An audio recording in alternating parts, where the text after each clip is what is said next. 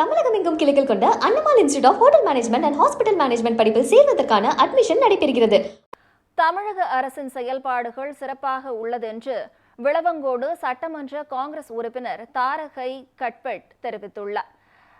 கன்னியாகுமரி மாவட்டம் விளவங்கோடு சட்டமன்ற உறுப்பினர் அலுவலகத்தில் ஓணம் பண்டிகை கொண்டாட்டம் கோலாகலமாக அறுசுவை விருந்துடன் நடைபெற்றது. சட்டமன்ற உறுப்பினர் தாரகை தலைமையில் நடைபெற்ற விழாவில் அவரது அணியினருக்கும் குளசல் சட்டமன்ற உறுப்பினர் பிரான்ஸ் தலைமையிலான அணியினருக்கும் இடையே வடம் இழுத்தல் போட்டி நடைபெற்றது. இதில் தாரகை அணி வெற்றி பெற்றது.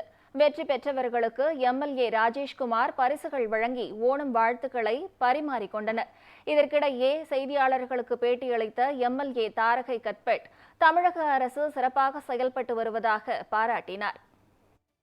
இன்னைக்கு மாநிலத்தை பொறுத்தவரை மிக சிறப்பாக மக்கள் செல்வ செழிப்புடனும் அனைவருக்கும் பெண்களுக்கான ஒரு ஆட்சியாகவும், பெண்களுக்கு நீங்களே பாருங்க, பஸ்ஸில் வந்துட்டு ஃப்ரீ, அதை 1000 ரூபாய் பென்ஷன் ஆகட்டும், எஜுகேஷனில் வந்துட்டு இதாகட்டும், அதில் பெண்களுக்கான செக்யூரிட்டி எல்லா இடத்துலையும் வந்துட்டு விடுதிகள், தோழி அப்படிங்கிற விடுதிகள் இது பண்ணியிருக்கிறாங்க.